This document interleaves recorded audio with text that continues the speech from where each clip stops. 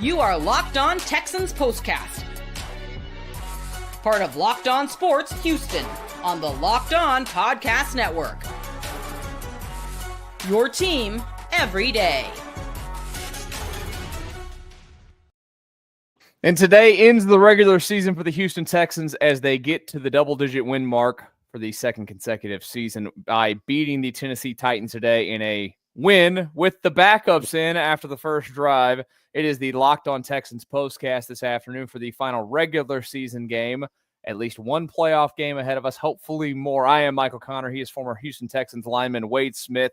Today's episode is brought to you by LinkedIn Jobs. Helps you find the qualified candidates you want to talk to faster. Post your job for free at linkedin.com/LockedOnNFL. Terms and conditions apply. I guess, Wade, look, there's not a lot that we probably want to get insanely deep on because this is basically a preseason game today. We're going to get through some of it because there was some really good in it, right?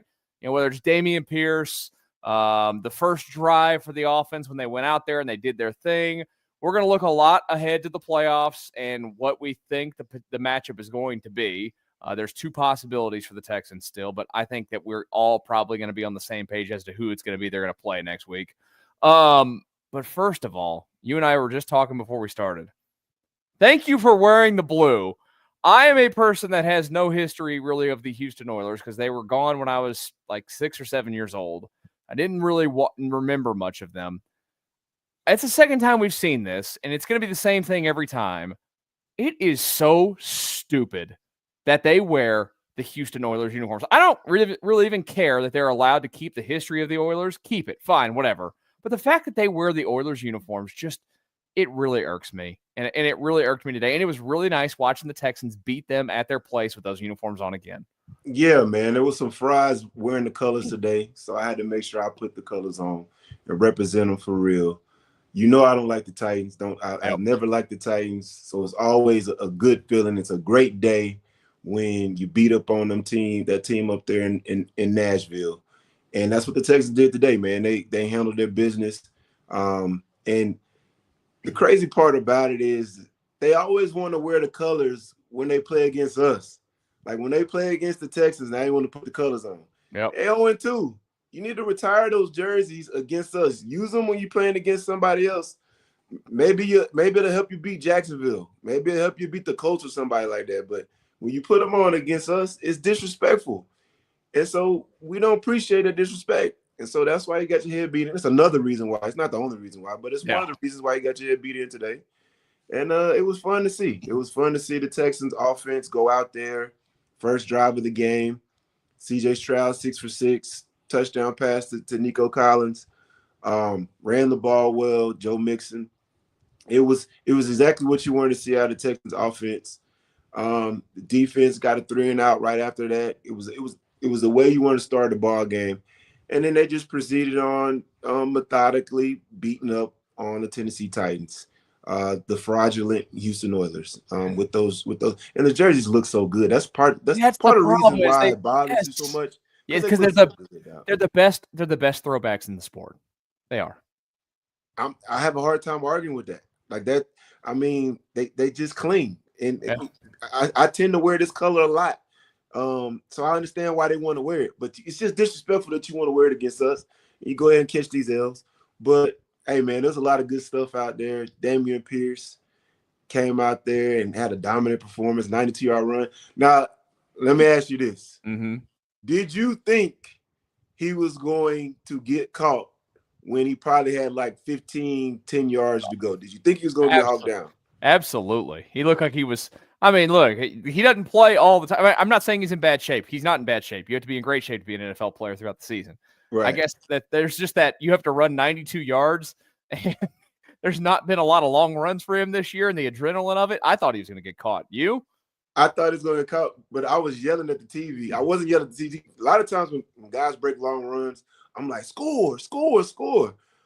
When he broke that long run, I'm like, don't get caught. Don't get caught. Don't get caught. Because if you're a running back, running backs are the one position group that when they break a long run, they have a propensity of getting hawked down. We used to mess with Arian about that for a long time there in his career, he never got fetched. But then like 2012, 2013, he got walked down a couple of times. So we messed with him about it. And I knew if he breaks this long run and gets tackled at the 1 yard line, first and foremost, he's going to be blowed. He's going to be tired.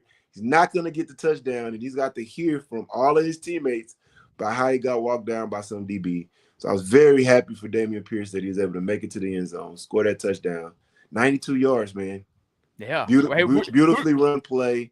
It was good to see. A lot of good stuff out of the Texans today. Whose run were you more impressed with, him or Derek Barnett finishing his second return for a touchdown this season? I was more impressed with the Derek Barnett. That man put the ball in it. We've seen in the past.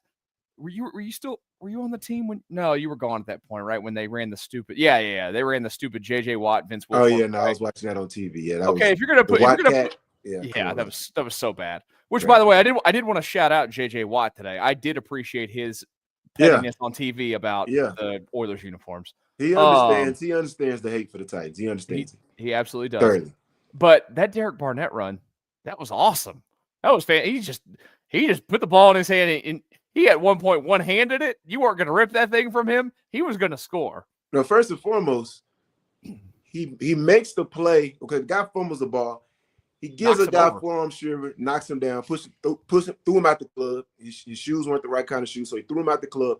He reaches down, scoops that ball up. No bobble, no wasted motion, nothing. That was a very skilled play by him to snatch that ball up on the go. And then he's taking it to the house. And I kept looking, it kept feeling like he was going to get caught and he was going to try to pitch the ball back to one of his teammates, because he had a convoy with him, but there was like one Titan player that was trying to get in the mix to make the play. He wasn't going to give up that ball. Rumbling, stumbling. That was a perfect play to be called by oh my gosh, Berman. Not Berman. Not Burke. Not Berman. Why am I can't think of this guy's name? Now you got me. ESPN. Whoop. Chris Berman. Yes. Yeah. No, it is Berman. Yeah, Chris Berman. Okay. In my brain, I kept saying Mark Berman, but it's not Mark Berman. That's the local. Houston, local legend who's now retired. Right, and that's like, no, it's not Berman. But yeah, that was a perfect play for him to call. Rumbling, stumbling, and he made it to the end zone. I got to give it up to Derek Barnett. That was a hell of a play. He was definitely blowed after that play was over with. Dameon Pierce probably could have lined up and ran another 40 and ran a decent time. Derek Barnett, he was going to dang near take a knee if he had to run the 40 like Michael Pierce did from the Ravens the other day. So after he got his pick. So that was cool to see him make that play. Derek Barnett had a big game today. That's stuff you want to see going forward, getting ready for the playoffs. I know we're going to talk about that at some point on the show. We got playoffs coming up. Guys like Derek Barnett making plays, Mario Edwards making plays, Tim Settle making plays. These are guys making plays. And you notice I didn't say Will Anderson. I didn't say Danielle Hunter. Those guys didn't play today. They got that rest. And we talked about it last week. It's like, hey, if you're healthy enough to go out there and play. If you're not healthy, if there's any kind of nagging anything, sit this game out. And I thought D'Amico, they had a good approach with how they played the guys, and it worked out well for the Texans. Were you at all surprised, before we move on to the next stuff, at how many plays some of the starters played today? I was at Tunsil played a lot. No, I was. As far as the offensive line, I wasn't surprised at all. I felt like they needed to play. Yeah. We've talked about it multiple times over the weeks about the things that you weren't seeing out of that group and things that weren't getting done. I thought today they had a good ball game. There was a couple of, first false start penalties, and I think that was just due to a different cadence because Davis Mills coming in the game, and his cadence is going to be a little bit different than C.J. Stroud. But besides that, man, they protected the quarterback well. They ran block well. What I saw early in the ball game that really, really got me excited and really got me, I don't know if the word is excited, but I was very, very pleased with seeing it, was I want to say maybe the third play of the game. Titus Howard pushes Jeffrey Simmons at the end of the play, pushes him. They kind of get into a little bit. Then maybe 2 or 3 plays later, the rookie Fisher finishes the block and pushes Jeffrey Simmons at the end of the play. To me, they must have had some type of philosophy of how they was going to approach that game and approach him, because Jeffrey Simmons is an absolute dog and he's going to play hard. It don't matter if they're 3-13 or if they're 13-3. and he can ruin a ball game for you. And for you to say, I'm going to take the biggest bully and I'm going to attack him from the jump, I really like to see that out of the Texans offensive line. So I was really happy to see that, and it translated. You see Drew Scruggs driving people 5-10 yards down the field early in the ball game, and the stuff we're going to evaluate for the most part is going to be stuff that happened early in the ball game because in the second half you got guys that are rotating in and out of there. But I just thought that the first group played well up front. They played physical up front, and it translated in big plays that Texas were able to make. And throws that Davis Mills made. There was different things where they were picking up blitzes. I just thought that up front that the offensive line did a good job. They did, and the Texans get the win today, 23-14 over the Tennessee Titans. Let's start to gather some thoughts kind of on the overall season. They finished 10-7, what we thought of it, the road to this AFC South championship. It's been, they've been the champions for a minute, but let's look ahead to all that and the playoffs coming up as we continue to move on here on the Locked On Texans Postcast. Growing your small business in 2025 comes down to how well you can hire. And let's face it, better hires start with smarter insights. That's where LinkedIn comes in. With the strongest hiring data available, LinkedIn helps you identify the right candidates, giving you the confidence to make the best decisions for your business. I've used LinkedIn Jobs myself, and I can tell you it's a game changer when it comes to hiring the right fit. Small businesses are wearing a lot of hats, so every hire is crucial. LinkedIn gets that. That's why they connect you with the best candidates using data that you won't find anywhere else. From unique skills and interests to the connection you share, LinkedIn helps you find the right person for the job. In fact, 72% of small businesses say LinkedIn has helped them find high-quality candidates. Hire smarter this year and find your next great hire on LinkedIn. Post your job for free at linkedin.com/LockedOnNFL. That's linkedin.com/LockedOnNFL to post your job for free. Terms and conditions apply. One more message before we get back to our discussion on the Texans as they move into the playoffs. Did Rocket Money help you find any of your forgot about or, what you are paying for twice? It's happened to all of us, right? You have a few subscriptions out there that you didn't even realize you were still paying for, and Rocket Money made it so easy to track them all down. It's like having a personal assistant for your finances. Rocket Money is a personal finance app that helps you find and cancel your unwanted subscriptions, monitors your spending, and helps you lower your bills so you can grow your savings. It brings everything together in one place, whether it's subscriptions, your spending habits, or even your goals you want to hit this year. Rocket Money has over 500 million users and has saved a total of $500 million in canceled subscriptions, saving members up to $740 a year when using all of the app's premium features. Cancel your unwanted subscriptions and reach your financial goals faster with Rocket Money. Go to rocketmoney.com/lockedon today. That's rocketmoney.com/lockedon. rocketmoney.com/lockedon. Locked On Texans Postcast after the final regular season game for the Houston Texans today. I'm your host. I'm one of your hosts, Michael Connor. That's the other host over there. That's Wade Smith, the former Texans lineman, wearing his Houston blue today as the Texans get the victory over the team wearing the Houston blue.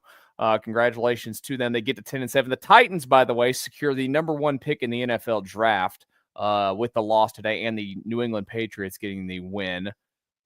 I don't know. Do you think that they're going to, just real quick on them, do you think we're talking about a number 1 overall pick being the quarterback there in Tennessee? I doubt it. And you know what? I think if they actually did want to go with a quarterback with number 1 overall pick and say it was Shadur Sanders, I think he might pull a Eli Manning and there was somebody else who did it before that. I know somebody did. There was somebody else who did it too. I can't think. Well, John Elway. Yes, I think he might pull a Eli Manning and draw in with Elway and be like, "Yeah, I'm not going. Go play baseball instead." Yeah, I'm gonna play baseball. Yeah, So, the one player that I would hope that they did not get, though, that would end up in the division would be Travis Hunter. And Travis Hunter is a guy that, is going to be probably picked in the top 2 or 3 picks as well. So, the Titans had a terrible season and put themselves in a great position to make a number 1 overall draft pick. But I'll take them having a terrible season 10 times out of 10 because anytime that they lose, we win. Yep. That's how I look at it. And so I'll take that any day of the week. They get the first round pick, the number 1 overall pick every year. That means they're in the cellar every year as well. So I'll be fine with that. But yeah, it'll be interesting to see who they get and how people actually evaluate some of these guys coming out of the draft. Because I don't know, I think overall the quality of this draft is a little bit different than what you've seen in years past. Quarterback position just all the way around. So there's some guys that I think would be going number 1 overall that are freshmen in college right now. So the kid Smith out of Ohio State and the other kid from Alabama, those receivers, they'll probably be top 5 picks right now. They're just freshmen in college. So it'll be interesting to see who ends up checking out. But yeah, the Titans, they earned themselves the number 1 overall pick. Congratulations, you guys suck. Hey, it's nice to be on the other end of this thing after a few years of doing it. It's happened to us twice in the history of the franchise. Yeah. And so, no. It only happened. No, twice was No, the it first happened pick. twice. Yeah, then the second pick, obviously, which kind of worked out. Yeah, it happened twice. Yeah. Yeah, that second pick worked out a lot better than that first. Well, Bryce Young's played better this year as the year went on, but he's for sure. Even though it's been a down year for CJ Stroud compared to year 1, and it's not been a down year by any means, it's just not been as good as year 1. Right. It was the better pick of the two. Let's go ahead and you kind of take a look back real quick before we move to the looking ahead. I guess, we don't have to go like player by player or anything. If you were to give your season grade, Wade, and you'll give out your game balls for today before we get out of here too, but just season grades. Let's start with the head coach, DeMeco Ryans. 10-7 each of his first 2 years. I don't think that he had a bad season by any means. We know he calls a great defense. I know that some people were more down on him and the staff this year than they were in year 1, which is, the honeymoon phase and all that. But what would you say for the year that DeMeco Ryans had as the head coach this year?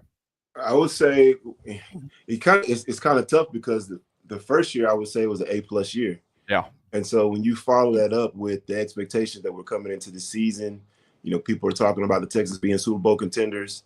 That's not really being talked about anymore. People are talking about them being a team that, hey, they could get on a run, or that they could get, if they play well, they can beat anybody. That's kind of the thought process, which is true. If they play well, they can beat anybody. They're not being talked of like, hey, they just need to do this, this, and this, and they will, be there in the end. And that's kind of how they were viewed at the beginning of the season. But like you said, defensively, I thought that they played well for the most part. Probably 90% of the games this year, they played at a very high level. I thought that there was some places and there were some opportunities there where I know DeMeco will want to improve. But I would give him, if like I said, last year was an A+. I would say this year is probably a B+. I say B+ for DeMeco. I think that's a fair spot to land on him because you do have to manage some of the situations that popped up. I mean, look, it's not to make any excuse to football season. Every team deals with it. Some years you're going to deal with it more than others, and this is one of those years where I think where they dealt with it more than others. They got just crushed in a lot of areas on injury. I mean, specifically, look, the skill position spot, and I don't think anybody could foresee the offensive line issues that they were going to have this year after the way that they played last year. I mean, that's a huge story this season, right? And who that comes down on, I mean, I'm always in the belief, like, yeah, coaches get criticism in every sport when they deserve it. Like, at the end of the day, and you probably know this. I mean, you do know this because players got to perform. Like, yeah, coaches can only do so much at times, right? Yeah, I do think there is an element of, hey, if you're the head coach, you hire the coaches on the staff, and if there's coaches on the staff that aren't performing up to standard, up to par, up to what the expectations are, then you have to get dinged for that a little bit. And so there's certain position groups that did not improve over last year. And matter of fact, they took a step back over last year. And so, like I said, you got to get dinged for stuff like that. But I think overall, so I say B+. I thought that DeMeco did a good job. The organization is in the right place. The culture is the way you want it to be. Like you mentioned, the injuries were tough, man. But I think A+ coaching jobs, those guys figure out a way to get it done despite injuries. Like you saw it last year with Stefanski, where you're on like your third quarterback that he had with Flacco playing, and they still ended up going whatever it was, 13-5 or whatever they went last year. It was like 12-5 or something like that. Even though they got ran out of the gym by us in the playoffs, that regular season they did a damn good job to compete at a high level, even though they had seriously key injuries as well. So I don't think that the Texans handled losing Stephon Diggs and losing Tank Dell and the time that they went without Nico Collins as well, handled it as well as maybe it was possible for them to handle it. And so I think that when you look at it from that perspective, you got to ding him a little bit for that, but I'm not going to ding him a lot for that. I just think that he's doing a damn good job in his role. And he's running the ship, and people believe in what he's saying. And when guys are communicating, they're communicating his vision. They're communicating the culture. You're not seeing guys straying away. You're not seeing, I'm not seeing any fingers getting pointed. I'm not seeing anybody. I'm seeing guys holding themselves accountable. I'm seeing guys looking out for one another. That is a direct symptom or direct result of having a good culture. So you got to get points for that, because there was a period there over the past, 4 or 5 weeks where I think the Texans might have won 1 out of 5 games, and you didn't see it fall apart as far as guys pointing the finger at each other, bad culture situations. And so you got to get credited for that as well. Yep, you absolutely do. One of the guys that's the biggest hot topic button from year 1 to year 2. He saw we talked about him a minute ago, or just I brought him up, the offense performing this year. Bobby Slowick. I didn't hate everything that he did all season long. At times, the only thing I always get back to is that I feel like at times they get too predictable. I don't think that the door is going to be getting a bunch of knocks at it this year for head coaching interviews like it did last year. What did you think of his year? What do you think of his outlook moving forward? Yeah, I definitely don't think he's going to be that hot candidate like he was last year. And that's talking today, right now. Yeah. What happens over the next 4 weeks can change that. And don't think that it's out of the realm of possibility that the Texans play well over the next 3-4 weeks, and all of a sudden he's back to being Ben Johnson all over again, or back to being Bobby Slowick from last season all over again. That stuff is still in play because there's opportunity to play. I just think overall it started with what was going on up front. To me, that really hindered what he could or could not do. I do think that early on in the year, up front really wasn't as bad as it got. As was the offensive line issues, I think, really showed themselves more when Nico Collins went out of the lineup. I think early in the year, and I forgot how many games Nico played. I think Nico might have played 5 games. Yeah, I think it was 5. And he was killing it. And offensive line issues, the issues that they were having was penalties. It wasn't hey, we can't pick up. And I'm trying to remember how this went. The Minnesota game was really bad, obviously. Nico played in that game? Yeah, he played in that. That was the 3rd game of the season. Okay. I'm going back and trying to figure out exactly where. Yeah, I'm trying to remember. I just don't. I feel like that the issues with the offensive line became more pronounced once Nico went out, and when you had all 3 guys in a lineup, it wasn't as explosive as you thought that it would be. It wasn't this 3-headed monster that you thought it would be when they all 3 were in a lineup. It was Diggs and Nico was doing well, and Tank wasn't getting anything done for a period there. And so, that's stuff you look at the coordinator and say, man, figure out a way to get all these guys involved and use all these weapons you got. But it was the Buffalo game, by the way, he got hurt. Buffalo game, he got hurt. So that was that game 5? That was game 1, 2, 3. I think that was game 5. Yeah, because it looked like that was going to be one of those games that the offense just took off and was going to run through Buffalo. Because early in the game it looked like that. Then when Nico got hurt, it kind of slowed things down, and then they just had to hold on and win that game, if I remember right. Yeah, because he had a long touchdown catch. That's what he he had the 67-yard touchdown. Yeah. So I would say Bobby Slowick, if I had to give a letter grade, I mean, last year I would have thought it was probably like a B plus A.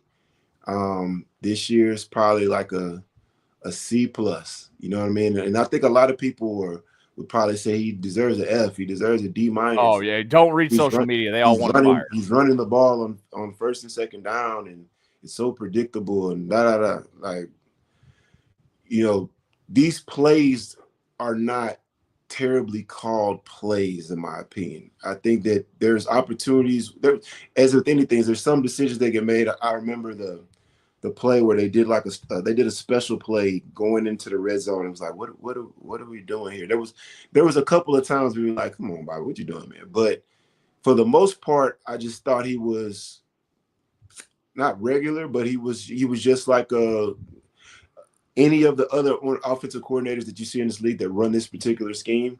They're calling the games very similar ways. He wasn't doing anything that really stood out. And there are certain games where you see like, okay, Bobby's in his bag right now. You can see he's willing and dealing. But that wasn't as often and as prevalent as what you saw last year. So I definitely would say, you know, it took a step back from this year. The offense in general, I don't think there's anybody on the offensive side of the ball that improved their performance over last year besides Nico. Yeah. And because Joe Mixon wasn't here. So I think Nico Collins is the only person on offense that you said that this year was better than last year. And so with that being said, if all the players are having worse performances that they had, then there's no way that you could say that the offensive coordinator had a better performance. And so those things go hand in hand. So I would say he probably had like a C plus in the regular season. But the great thing about it is you got the playoffs. If you pass your exam, you're gonna ace the class. I mean, and not pass the exam. If you ace the exam, you can still ace the class. You mess around and have a 3-4 game run here, and then all of a sudden you get to an AFC Championship game and get to a Super Bowl, then people are going to be begging and pleading that Bobby Slowick don't leave at the end of the year. And that's just how things work in this league. What have you done for me lately? It's absolutely that. We'll finish on the grades real quick with this one. Wade Smith's highest individual grade for a player this season would be to who? Oh, that's a great question. You know what? I'm gonna give it to someone that I really had not that high of expectations for, but I thought just played at a very high level. Young guy. I'd give an A+ season to Callum Bullock, man. Bullock. Okay. Like I thought he had an excellent. He almost had his 6th interception today. He had the toe tap. He just, when he hit the ground, the ball kind of moved a little bit as he was going to the ground. But I just thought Bullock had a damn good season, man. And you know, I think for what, you know, he was drafted, I believe, in the 3rd round. Came in and he had a really good training camp, and he fit right into his role, and he just played at a high level the entire year. And I mean, he left a couple of plays on the field where he could have probably had a pick 6 or 2 throughout the season, but he was always around the ball. He's just a playmaker, and that fits exactly what you want in DeMeco Ryan's defense. Like, who would be your one player that I was going with Derek Stingley. Derek Stingley, yeah. I think that he proved himself to be quite possibly the best cornerback in football this year. I just think he's that good. And the plays that he makes on the ball, too. I mean, really, you think about it, they are very rich when it comes to the defensive backfield now. Yeah, all those guys are healthy out there. They are locked. And Derek Stingley is going to be a very rich man very soon. Yeah, think about this. You got Stingley, who's arguably the best corner in the league. You got Bullock that should be on all of the all-rookie teams. Not even getting any defensive rookie of the year run, which makes no sense. I mean, I think it's because he's just, I don't want to say he's kind of under the radar. Yeah. You know, he's kind of under the radar because I don't think he was starting at the very beginning of the season, but he was playing a lot. He didn't really take over the starting role until later, like, you know, as the season went on. But he just makes so many plays, and he stands out. He plays fast. He makes tackles in open space when he's got, you know, he's tackled better than I thought he was going to be able to tackle. He's a skinny guy. You know, coming from USC, you would think, you know, this guy, he's might just be a ball hawk, but he's not going to make tackles too. I thought he did a good job of tackling in open space. But you got him, then you got Lassiter that had a damn good rookie season as well. You got Petrie that was having a damn good year before he got hurt. And all those guys are young. Those guys are 3 years in the league or younger. So you're back in. You're just adding guys in the offseason to supplement that. But you got your core guys in the defensive backfield set. And now you can focus on, what you're doing, maybe at linebacker, what you're going to do to add to the defensive line. But I thought that and let me ask you this: is it Bullock or is it Bullock? Because I've heard it two different ways. I've heard it Bullock so much now. I'm starting to believe it's Bullock. It has to be. I'm with, like, I usually say Bullock because you just read it as Bullock, and that's what it is. But everybody keeps saying Bullock, that it has me believing that yes, it is Bullock. Yeah, but at the beginning of the year, I always thought his name was Callum Bullock. Yeah, like when he first signed to the even team, if it is just Bullock, he's already the greatest Bullock in the history of the Texans. Bullock or Bullock, whichever way it goes. I think he might be the only one too. But you're forgetting the kicker, Fat Randy. Oh, damn. No, you wouldn't call him Fat Randy. That was just a fan thing, Randy. Yeah. Hey, credit to Randy. He carved PTSD with Randy, man. But he carved out an NFL career. How? Oh yeah, I don't know, but he did. I think he probably got like 10 years in this thing by now. I think he did. I don't know if did he kick this year? I don't know if he kicked this year, but I think he was kicking last year. He got like 10 years last year. But I think he might have got hurt. I think he might have been on somebody's team this year and got hurt. He made it 11 years. Yeah, 11 years. I ain't mad at that. But I just know I had PTSD. There's a couple games that should have won that because Randy didn't kick the ball correctly. That games that, were there to be had were not had. So that's my own personal experience. But congrats to Randy Bullock and his career, but he's definitely not at the level of Callan. Bullock or Bullock, whichever way it is. Yeah, every way you want to call it. Whichever it is. All right, let's give out your game balls, and let's take a look ahead to next week, because it is going to be playoff time here in the city of Houston at NRG. We'll talk about it here next on the Locked On Texans Postcast. From big upsets to game-winning drives, the NFL playoffs are better with FanDuel, because right now new customers can bet $5 and get $200 in bonus bets guaranteed. That's $200 in bonus bets, win or lose. The FanDuel app gives you everything you need for live bets, same-game parlays, and so much more. Visit the website and share, of course. Everybody out there, tell everybody what you got going on when it comes to who you're betting on each week. Your friends will get in on the action. Makes it a lot more fun. Just visit FanDuel.com to join today and get started with $200 in bonus bets. That's FanDuel.com. Make this playoff season unforgettable with FanDuel, an official sportsbook partner of the NFL. All right, it is the Locked On Texans Postcast as we are winding down our final regular season game. Hopefully, we have more than one more game to discuss in this season. Hopefully, we have a lot more to discuss in this season that the Texans could make some sort of run in the playoffs. Appreciate you guys for stopping by today. Don't forget to subscribe to the channel if you're new or have not hit the button so far. Thank you for watching later on as well. All right, game balls for today. I know who's getting one of them. I feel pretty confident in, but you go ahead and hand out those game balls for today, Wade Smith. So definitely first game ball's got to go to Derek Barnett. Like, listen, man, that the fat man, the thick six as they call it, the rumbling, stumbling, bumbling, stumbling. That was a beautiful job. He had a sack besides that, caused issues all day. Definitely got to give him a game ball. Second game ball's got to go to Dameon Pierce. I don't know what he ended up with. I think he had like 160 something. 160 some yards rushing. 176. Ooh, 176. Look at that. We shortchanged. On 19 carries. That's got to be a career high.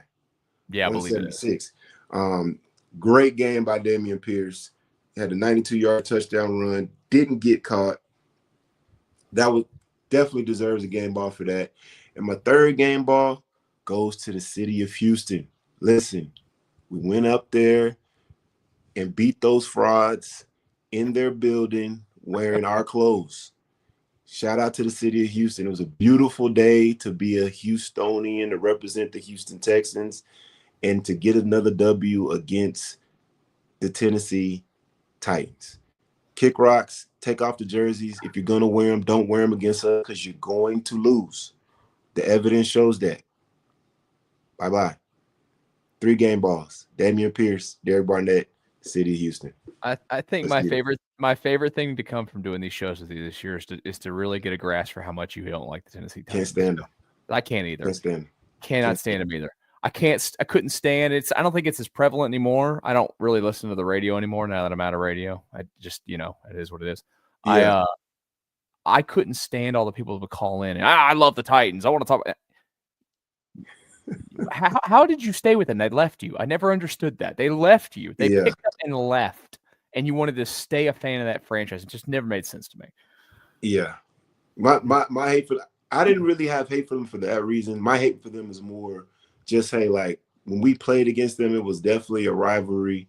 The Cortland Finnegan game, that was my first year here with the Texans in 2010 when that happened. They used to bitch and complain about us in the newspaper about how we were a dirty offensive line and they didn't like us, and we did not like them. They was step on your hand at the end of the play. They D-line, just some clowns, man. And we took umbrage on that, and we picked on them a lot. You go back and look at the games over the years, lots of 100+, 200+ yard games rushing against the Tennessee Titans. We just didn't like them, and I still don't like them. And I'm sure they don't like us. I know they don't like us. And so with this whole jersey thing, the Texans were trying to incorporate that color and that jersey with the rebrand, and they were getting shot down any way you can. And the ownership over there was trying to keep them from even using the color. And then they're trying to keep other Houston colleges and universities from using the colors. The Cougs said, screw that, we're doing it. Yeah, their uniforms look good, too. The Cougs, they look amazing. The Cougs used it. Rice used all these. Use the color. It's H-Town. It's Houston. They can't stop a city. You can't even stop the team. How you gonna stop the whole city? Y'all keep trying to wear them jerseys against us. You catch an L. So keep doing it. That'll guarantee us an L guarantee y'all an L and us a win every single year you wear those jerseys. Beautiful thing. You gotta love it. Every single year. All right, let's take a look ahead to next week. Now, there's one thing that I feel pretty confident in, Wade. What's that? There is a history with the Texans in the first round of the playoffs. Yes. And it is going to be the first game of Saturday's action. I feel like that is a lock once again. You should look at it right now. The other matchups, the way it's sitting at the moment is on the NFC side, Tampa, Minnesota, Washington, Rams, Philadelphia, Green Bay. Now, of course, that can change with tonight's result with Detroit and Minnesota playing. Right. AFC side, Houston, Chargers, Baltimore, Pittsburgh, Denver, Buffalo. Texans are going to get the 2 o'clock, 12 o'clock game on Saturday. Yeah, it'll probably be 2:15, 3:15 on Saturday. And now, if it's against the Steelers, I could see that one changes it, yes, changing because it's the Steelers. But this version of the Steelers, that might keep them on a Saturday. But if it's the Chargers, then no doubt it's going to be that first game. And our history is pretty well. We have a tradition of winning that first ball game in the playoffs. I think we've only lost that game once, maybe. I think it got blown out one year by the Chiefs that year, like 30-0. Was that the Hoyer team? It was one of those Bill O'Brien year teams, but they've lost the wild card twice. That was both. I think it was both times the Chiefs, because the other one was that when they lost the Colts. They lost the Colts 21-7. That had to be Andrew Luck, Deshaun Watson. Okay. And then they lost the other one to the Chiefs, like 30-0. Yeah. And that was, who was the quarterback in that game? Or was that Fitzpatrick? No, that was Hoyer. It was Hoyer. It was Hoyer. Yeah, it was Hoyer. Coming off a concussion. I'm like, get him out the game, dog. He wasn't himself. Yeah. Like, I feel bad for that guy because he was out there. He probably doesn't remember that game. I bet he doesn't remember that game. If we asked him about it today, he'd be like, what do you remember about that game? Like, bro, I'll be honest with you, I don't even remember much about the game. He was out there lost in the sauce. Yeah. But yeah, besides that, I think the Texans, this was what playoff appearance would this be? Is this 8?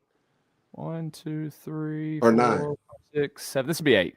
This is 8. So that means 5-2 on Saturday. So let's make it 6. I don't care who's the opponent. I don't care if it's the Chargers. I don't care if it's the Steelers. Which one's harder for you? Which one is harder? I think it's pretty obvious. I mean, from a playing standpoint for me, I would prefer to not see the Chargers. They don't have a history of doing it. I think it's just the respect that I have for Jim Harbaugh and the way that he's kind of like D'Amico did here. You kind of change the culture and how they play and everything. Yeah. And I just think that, I think both coaches in both matchups, you can get out coached very easily. Tomlin, Harbaugh. Like, it's nothing against your coaching staff, but those are two of the coaches that I respect. I have a ton of respect for how they run their organizations.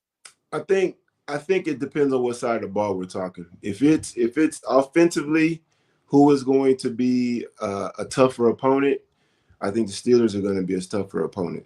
I think if it's defensively, I think the Chargers will be a tougher opponent. Stopping there. If you're a defensive player, it's going to be tougher to stop Justin Herbert than it is to stop Russell Wilson. That being said, I think Pittsburgh coming in here offensively, they're going to look better than what you saw out of them like last night. And part of that is because it's not going to be 22 degrees or whatever it was and frigid. And you got guys like Pickens, who went to University of Georgia, that they're not used to playing. Even though he plays for the Steelers, he's still, a Southern guy. So you put him inside of a beautiful environment like it's going to be an NRG. I'd be interested to see if they keep the roof closed or not. But anyway you slice it, if the roof's open or if the roof's closed, it's going to be a beautiful day for football, and you're not dealing with bad elements. So I think Pickens becomes a better football player. He's not dropping all those passes like that. I think it's a toss-up either way. I think it really doesn't matter who the opponent is. The Texans come in there and play well.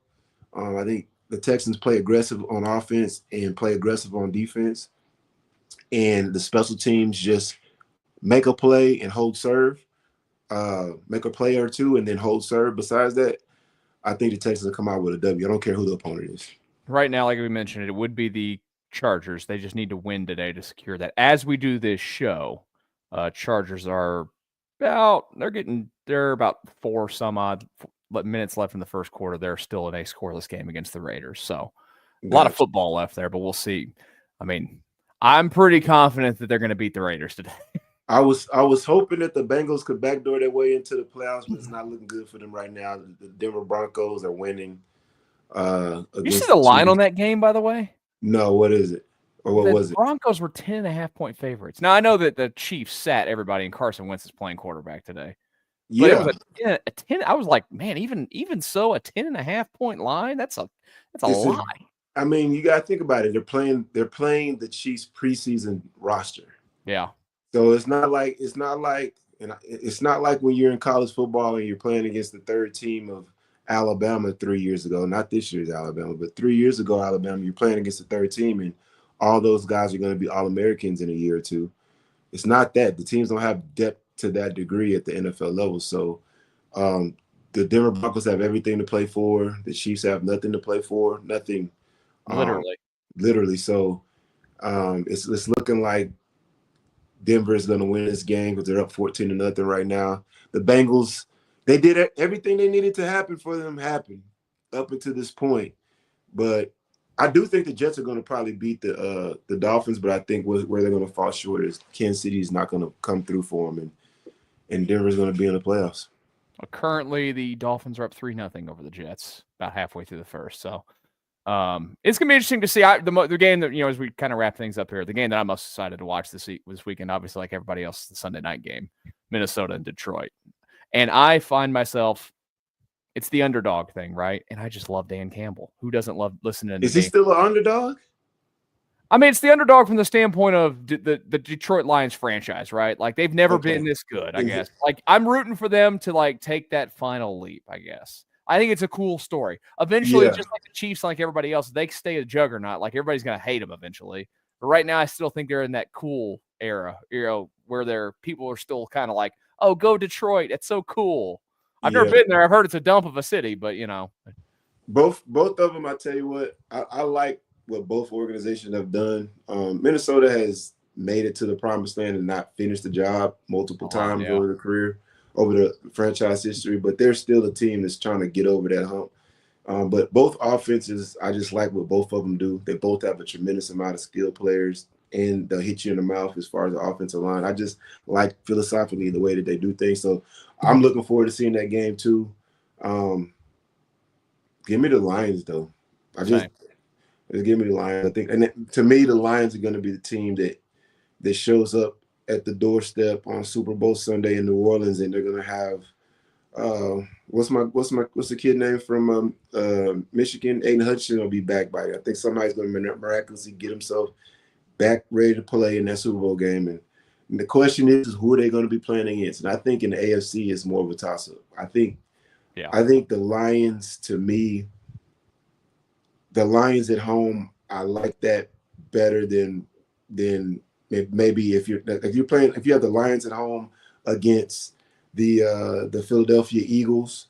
The Philadelphia Eagles, they've had issues with egos and people not getting the ball and stuff like that. The Lions are a team, man. You don't see any of that any kind of cracks or any kind of divisions in that group. And so, their big thing is just getting healthy, especially on the defensive side of the ball. If they can get healthy over the next few weeks, they'll be all right. A big part of that is going to be them winning the game tonight. If they win the game tonight, they get a week off. So we'll see what happens with that. But yeah, give me. I guess we can give our predictions. Yeah. I'm not going to give an AFC prediction because I'm biased. I'm just going to say the Lions are going to come out of the NFC, and the AFC is a toss-up because I feel like anybody can beat anybody in the AFC. I do agree with you. I think the Lions are going to be the team that comes out of the NFC. In the AFC, I'm gonna buy that they get over. I was talking about this with my nephews last night because we just talk football when we're sitting around because who doesn't? I think this is gonna be the year Lamar breaks the playoff curse. I just think he's played so well this year, and I know that Baltimore team, they've got so much talent across the board. I think that they'll find a way, and that's more about Kansas City, not more about Kansas City. Kansas City's great. They're 15-1 right now. Yeah. But there's just something about the way Patrick Mahomes played this year. They're going to have a home field advantage, which matters. I get that, but I just think this is the year that Lamar Jackson actually does it. So I'm gonna say it, and then it's not going to happen, and it is what it is. But the Texans are going to ruin the whole thing, right? They're going to get to the AFC Championship game and mess this all up for everybody. Hey, that's the thing about it. If the Texans get to the AFC Championship game against the Ravens, then both things can be true. I think if Lamar Jackson makes it to the AFC Championship game, I think it puts some of them things to rest. Not all of it, but it puts some of it to rest because that means that they won the first playoff game and then they won the second playoff game. They'd have to go to Buffalo in all likelihood to win the second. Right, and you go to Buffalo and beat that Buffalo team, I think it shuts a lot of people up. And then, if the Texans were able to just get on some magical Cinderella run and the people will just say, hey, it was a magical Cinderella run. And sometimes you can't stop fate. So You got to have hope. We're in the dance. You're in the dance, you got a chance. And so that's what's going on. We'll be back. Yes. In a week. Probably in a week. Next Saturday, I would guess. Yeah. We'll know tonight for sure what the schedule is. But like Wade mentioned, we will be back after Texans and Chargers or Steelers. Probably next Saturday would be our guest for that. We hope you guys have a great rest of your Sunday. Enjoy the rest of the football. Enjoy the football tonight. We appreciate you guys watching us all regular season long. Don't forget to hit that subscribe button here on the channel. This channel will be live again tonight. Rockets and Lakers, 6 o'clock tip. I will be back probably around 8:45-ish for post-game reaction to what is hopefully another win for the city of Houston today against another team that you just like to beat, because who doesn't like to beat the Los Angeles Lakers? We appreciate you guys. Again, I'll talk to you all again later tonight for Rockets and Lakers on the Locked On Sports Houston.